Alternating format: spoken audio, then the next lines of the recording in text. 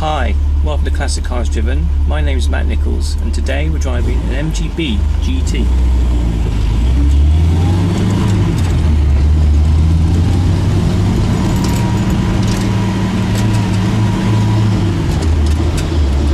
Now I think the first thing to say about an Mgb Gt is if you're in the market to buy a classic car, and this one's for sale from Clevewood Garage in Bristol for around the 4,250 mark.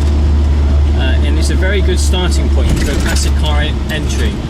As you can see from the pricing, it's not particularly expensive to buy, it's not particularly expensive to run, there's loads of clubs and parts available. It often gets forgotten or belittled in comparison to other classic cars like E-Type Jaguars and the Triumph TR range, but those cars are significantly more to buy and I suspect a lot more costly to run. So what do you get when you're driving an Mgb Gt?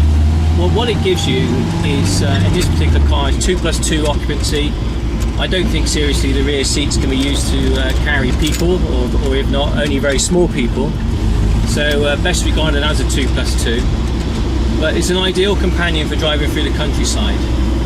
With the coupe style body, it's not a convertible, so it's a solid roof.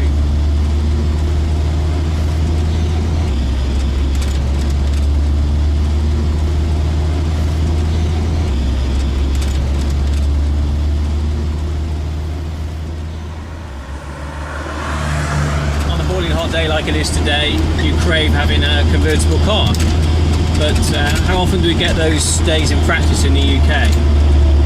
I think there's a lot to be said for having a classic car with a roof. It's not going to leak water, it's suitable for most conditions, and you can go out and enjoy the countryside and go out and have a good time.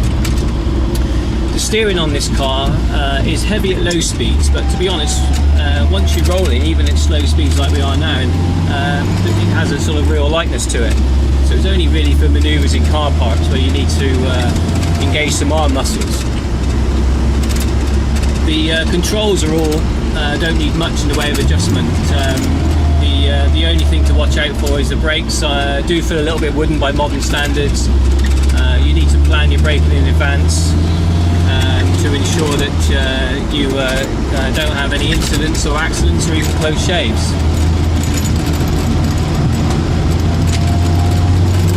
But when you have the opportunity, you can open up the car. This one comes with overdrive, which just drops the rev slightly in third and fourth, and you can cruise along as we are now, sort of 50 miles an hour. Just bring that out of overdrive, down to third. No problem at all.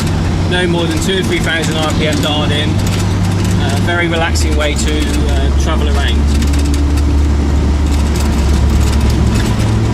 I've been Matt Nichols, and today we've been reviewing the Mgb Gt.